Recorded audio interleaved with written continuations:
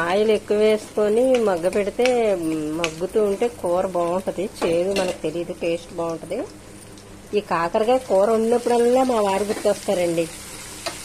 ఒకసారి చక్కగా కాకరకాయ ఫ్రై చేసి పప్పుచారు చేసి అప్పడాలు వేసి అన్నీ ఉంచాను అనమాట.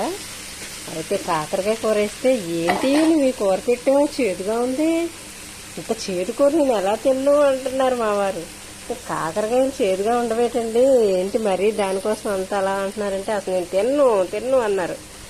ఇంకా అలవాటు లేనప్పుడు ఇంకేం తింటారండి.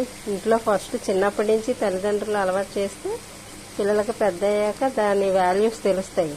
ఇంకా మా వారికైతే అంత చెప్పేవాళ్ళు లేరులేండి. అందుకనే ముందు ఇంట్లో వాళ్ళు తింటే కదా వాళ్ళకు కూడా అలవాటు అవుతుంది.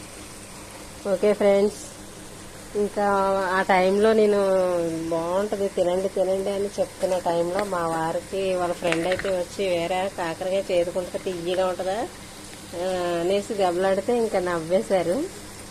అందుకే ఈ కాకరకాయ కూర వండుకున్నప్పుడల్లా నాకు మా వారు గుర్తొస్తుంటారనమాట.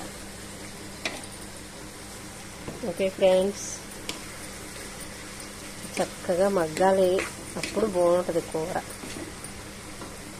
బాయ్ మరి.